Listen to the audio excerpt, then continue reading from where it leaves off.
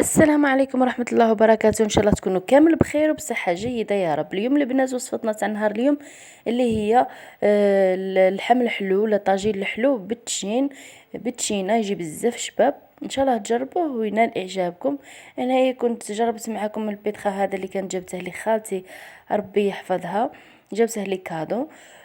وهنايا نبداو في طاجين الحلو تاع نهار اليوم. عندي كيلة تاع التشين كنت عصرته، عندي نص كيلة تاع السكر ولا ربع على حساب. انا مبغيش الحلاوه بزاف. المهم درت عود قرفه ومغرف تاع السمن، درت الفواكه المجففه نتاعي تفور، ومن بعد كنت قليت شويه لوز في الزيت. هنايا عندي بوراك كنت قليته، التشين كما البرتقال الليم كما كتشوفوا قطعته هكاك على شكل ورود. هذا كان عندي ضياف اليوم، اقترحت عليكم هادو الافكار. حنايا البنات كما كنتوا تشوفوا البيتخا هذا جبته لي خالتي كما قلت لكم كادو، والله كانت فرحه لا توصف، والله فرحه يعلم بها غير ربي. نقول لها شكرا وربي يحفظك ويخليك ليا. هنايا كنت سيت فيه العجين، كنت سيت فيه اليوم الخبز. جا صراحة صراحة يعاون بزاف في الكوزينة وما يربحك الوقت. هنايا كنت درت هادو ميني مطلوعات في الكوشة. هنايا البنات الوصفة نتاع الاخر نتاع الحلو نتاعنا واش فيه. كما قلت لكم كيلة نتاع التشين، كنت جبت حبات تاع التشين وعصرتها، يعني كاس نجمو تعبروا بالكاس، هكا نص ملحقش النص تاع السكر باسكو التشين حلو، ونديرو مغرف تاع السمن وعود نتاع قرفه اللي نكون غسله اكيد مليح. يجي بزاف بنين البنات ويجي فيه ذوق البرتقال. هنايا فكره اللي ما عندهاش ما تكونش واجده عندها المزهر ولا تنجم تعوض هكا يجي حاجه صحيه اكثر واكثر.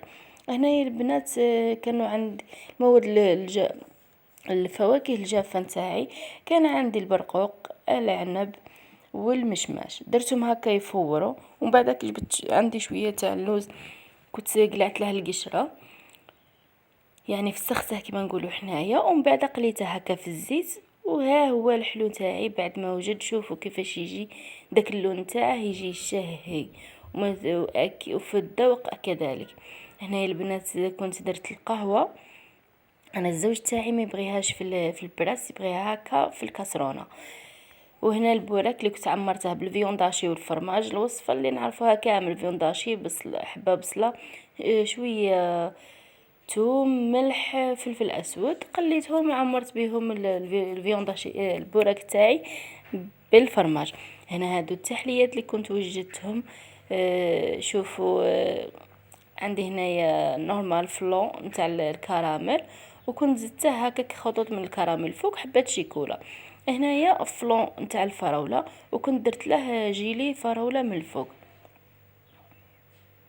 قطعت الفراز ودرت له، درت كاس ماء مع زوج مغارف تاع الفلون تاع فراز هكا يغلو، من بعد حطيتهم من الفوق. وهذه هي مائدتنا تاع نهار اليوم. كنت هنا مازال ما حطيت لي صالي، راني عاد نحط في الطابله نتاعي. هنايا عطيتكم افكار، عندي ضياف. وهذا واش درت، هذه هي القهوه نتاعي.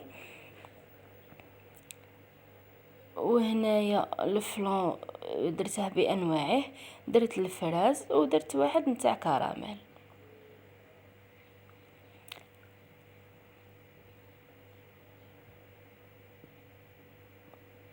ها هو البنات من المطلوع اللي درته، جاته هو جا شباب وعجب ضيافي.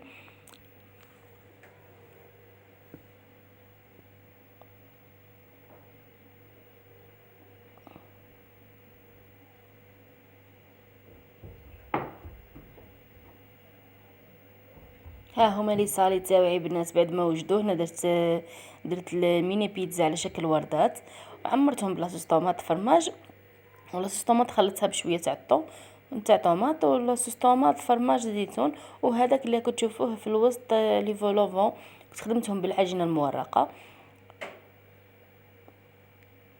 والارداف تاعي درتها ساهله مالا بشي اللي كان عندي عادي، رز، طوماطيش، حبة تعبيط، المهم شويه معدنوس.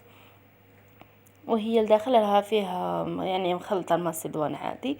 وحط الرز عادي، ومن بعد حطيت وزيد، درت فلفله، درت المهم البنات هذه افكار ان شاء الله تعجبكم. بقى لي غير نقول لكم تبقاو على خير، الى الملتقى ان شاء الله. هنايا بغيت نوريكم في الاخر المطلوع نتاعي كيفاش درته في الصينيه، عاد خليته يخمر فيها. بسلام عليكم.